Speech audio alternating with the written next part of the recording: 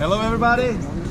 Today I'll show you how to do a proper installation of a window flashing underneath the windowsills, step by step. The 99% of success is preparation. The base, where the sill, where the flashing is going to sit, has been cut pulled down. So we want to have a nice flat surface without any debris. You can take a look at the detail, everything is nice and clean, and that's very important because otherwise it will show up on your final product. The next step, we're going to install the drip edge. Stainless steel drip edge. This one in particular, it's a 4-inch wide. One more most important thing is make sure those joints are pointed before you're installing the drip edge, because afterwards it's going to be very difficult to point it. So we're going to set the drip edge on a cog on the side.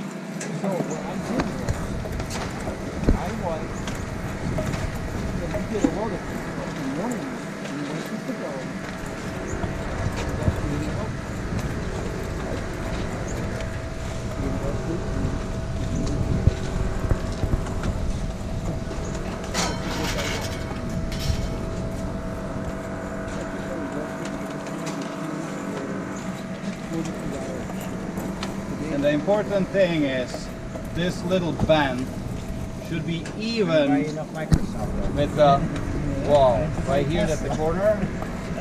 Right here. That's good. No, but they're both pretty good. And you have to press it firmly down. Next step, you have another part of the flashing. It's a stainless steel, same gauge. It's going to be installed like so.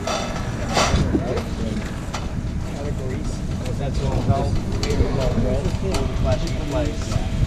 Same way, we're going to apply a spot and tuck it in.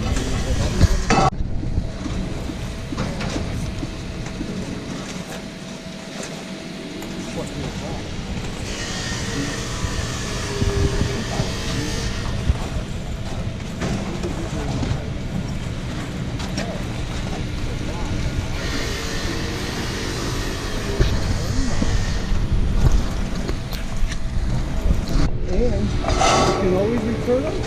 Now, when we have plenty of seal and apply, you just tuck the sheet metal on. Yeah, you know that. If yours is And again, firmly press it. send it back and we'll give you a free shirt. You know that? Okay. Sometimes helps to pre-bend this sheet metal prior to installation to open it up. So we don't want to have, we don't want to have any gaps or minimum gaps at the back. Now the next step, when everything's glued on, it's priming. As you know, on the side of the walls, I marked on the masonry, this represent the windowsill.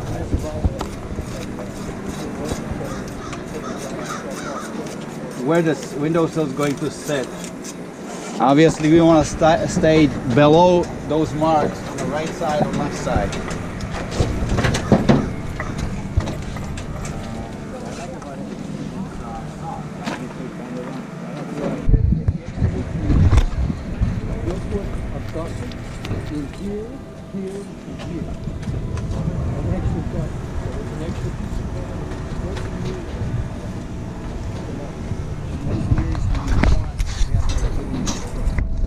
Okay, next step would be install a factory made end dam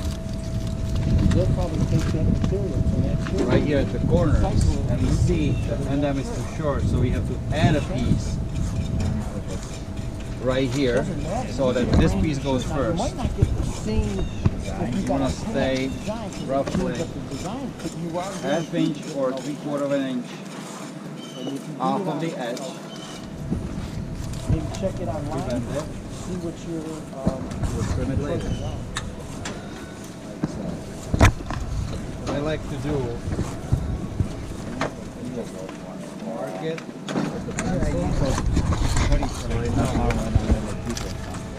where to set that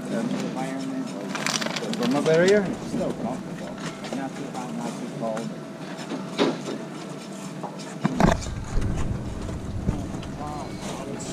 slowly press it in. Please take your gloves off when you do flashing.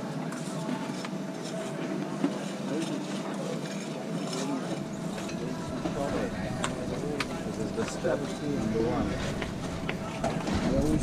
Apply a little bit of primer. Hit an entrance right away. Door. 5 feet away. Yeah, 5 feet away. Yeah. So you gotta knock them down real quick, and then hopefully the feet can go. And usually I get there. See there's the property. Now we're going to install the end end, which I dry fitted. I already have a marks here where the end end sit. I have a pencil mark, and I'm just going to gently press it in. Now we're going to peel it back.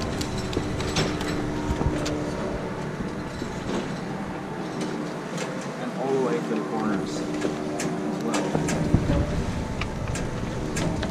You don't have any gaps, any wrinkles.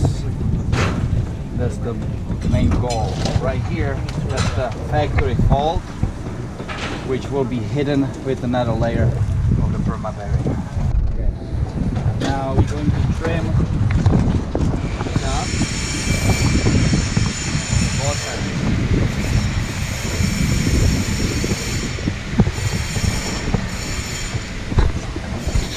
Okay. This 18-inch perma barrier has a line in the back which helps you to peel just a portion of the perma barrier. I mean the paper. We'll peel just the 2 inches off of it. Now, you want to stay, raise it up please. 1/2 inch or 3/4 of an inch off of the edge of the drip edge and firmly press it down.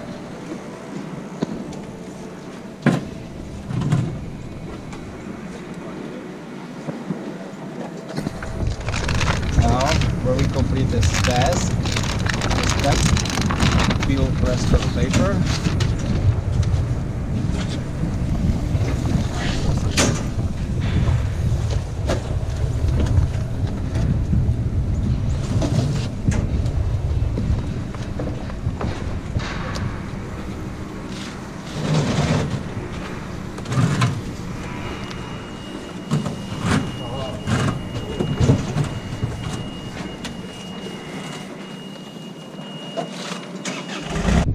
The top of the perma barrier right here will be covered with the interior finishes. Okay, next step is just the seal corner. You would use more light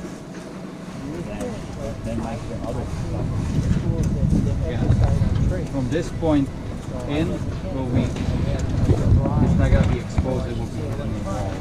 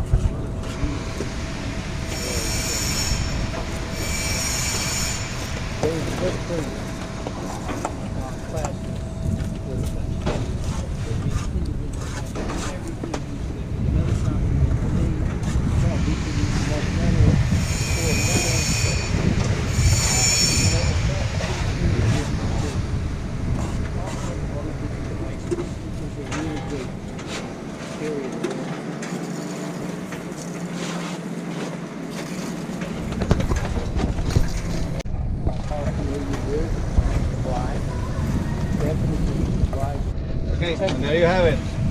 Flashing's done, and it's ready for the window sill to be installed. Motor underneath, motor behind, solvents, cog joints on the top. Done deal.